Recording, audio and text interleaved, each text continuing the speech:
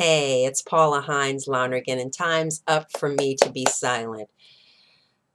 It's an interesting thing when you're in healing from childhood sexual abuse, molestation, etc., because there's a hypersensitivity that can happen. Or I'll speak for myself, and anybody out there can relate, let me know.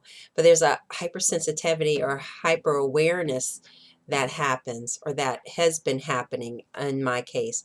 And maybe it's because of the Me Too movement itself that it's become so big and popular and prevalent and present, in our times, that I just have a certain awareness. However, when I think about it, I guess ever since, I had a big loss in my life, the past trauma became more dominant in my mind and in my thinking. So a combination of that, as well as the news and situations around me. I was watching a TV show. It was, I like the TV shows where, you have the crime and by the end of it, everything's solved and fixed, wrapped up nicely. Of course, that's nothing like life most of the time. But I was watching this show, and there was a statement that just, oh my goodness, it just really captured me. But it was saying, basically in the dialogue of the script of the show, a person said, when a child is sexually abused, that it may take time for that person to process the experience.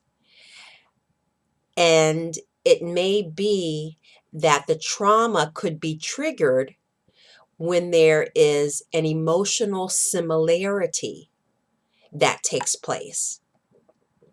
And I was like, oh, wow. Okay. So, so it's like a PTSD thing that happens. But I just, when I read that, when I saw it, I actually rewound it so I could listen to that again and see the concept there.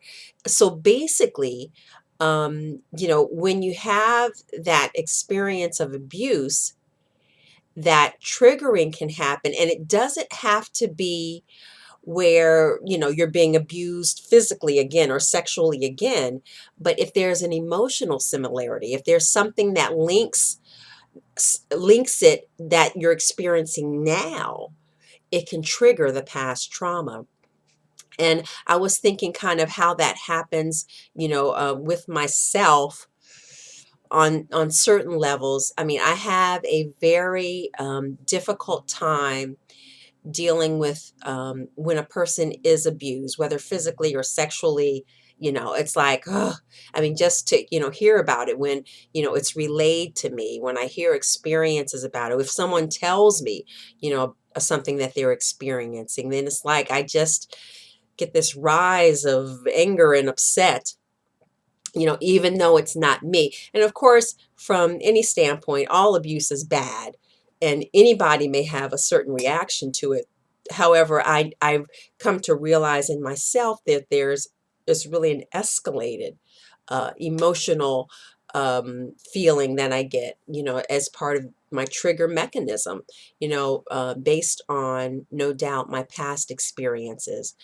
But I guess the more that I'm learning and thinking and analyzing myself, my own thoughts, and my feelings, I have more of an awareness, and in time hope to be able to um, revamp, reassess, realign my thinking process and subsequent feelings that become that result as my result from my thoughts.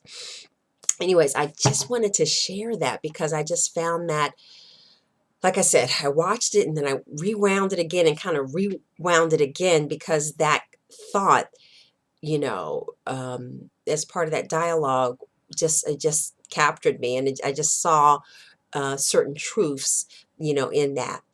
Anyways, time's up for healing. Can anybody else relate to that idea of being triggered, and emotional trigger versus, experiencing, the abuse again. Anyways, let me know your thoughts. My name's Paula Hines Lonergan. Time's up for me to be silent. Please leave me a comment or note, or you can see my number or my address there. Anyways, give me any feedback, what you think about this. All right, thanks. Talk to you later. Bye.